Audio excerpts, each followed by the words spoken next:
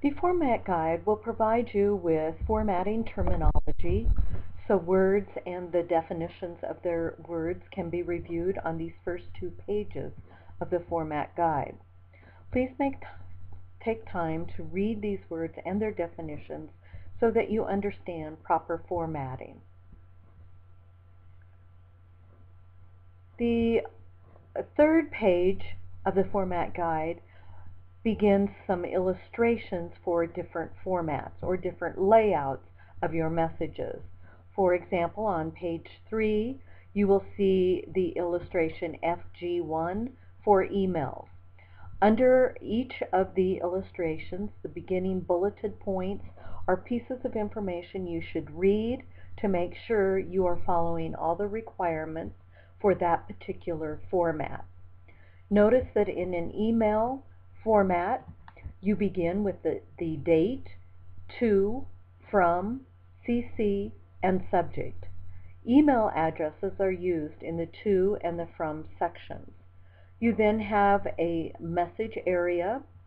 You use a title and last name. First names are used for personal or non-business emails only. You will have a double space, that is one blank line, your first paragraph, a double space, your second paragraph, a double space, and your third paragraph. A double space, and then you end all emails with the name of the email sender, the title, position title of that sender, the company name, and the total address and telephone number for that particular person. Remember, you will use the lecture notes for paragraph content of the various types of messages, but you will use the format guide for the elements necessary in the message format requested. On the 4th page of the format guide, you will see an illustration of a standard memorandum. A standard memorandum, again, you want to use a tab after the headings of to, from, date, and subject to align the content information.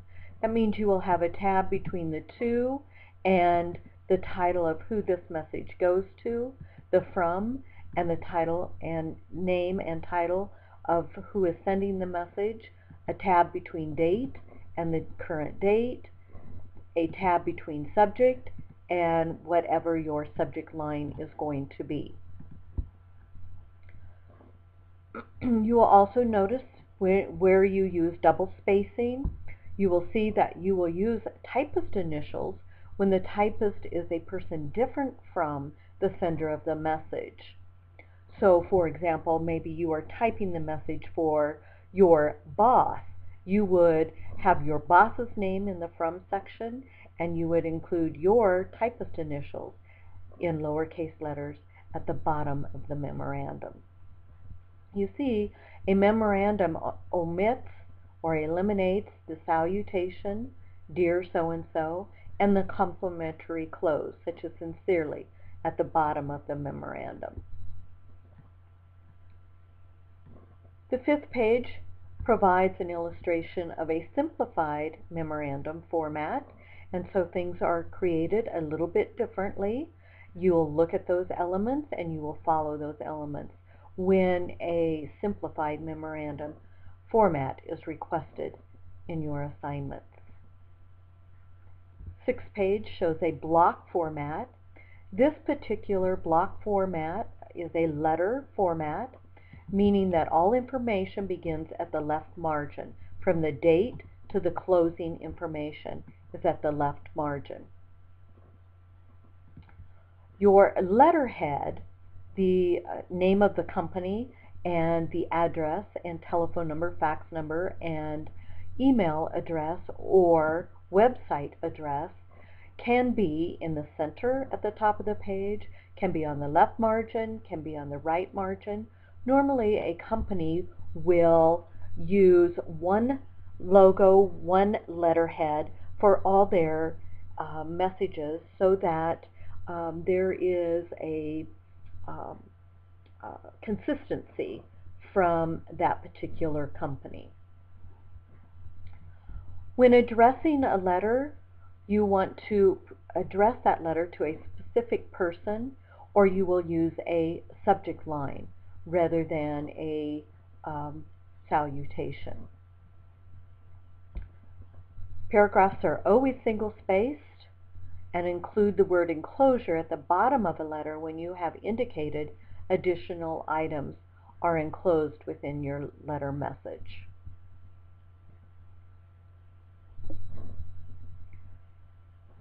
Page 7 provides a modified block letter format, and this means that the date of the message and the closing lines are centered on the page rather than on the left margin, which is the block format. This is modified block format.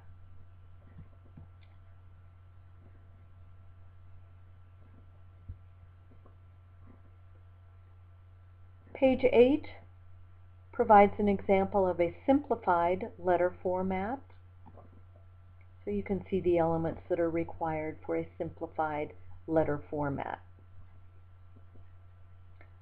Page 9 provides a social or personal message format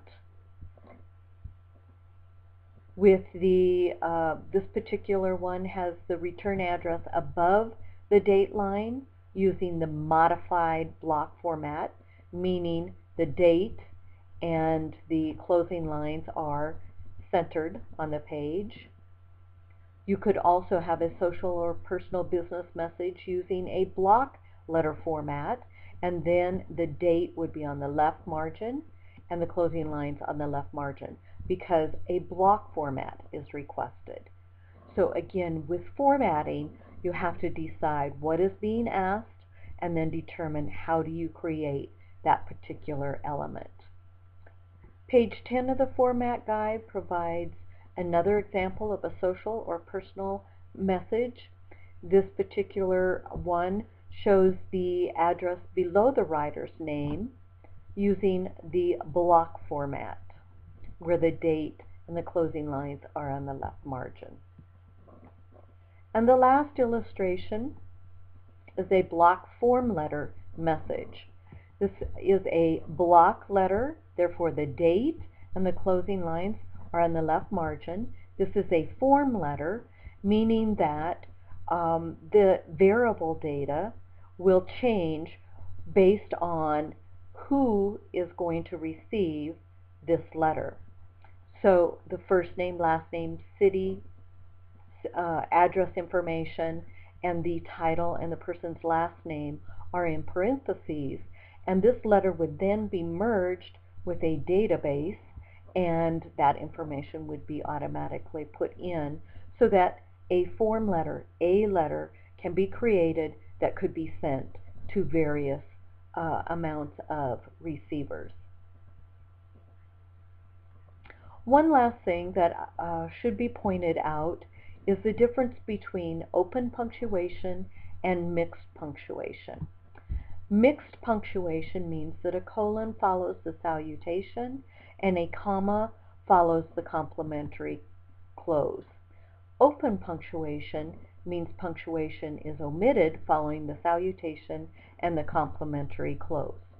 So depending on your assignment request, you may be asked to use mixed punctuation or you may be asked to use open punctuation. You will follow those instructions to use the proper punctuation.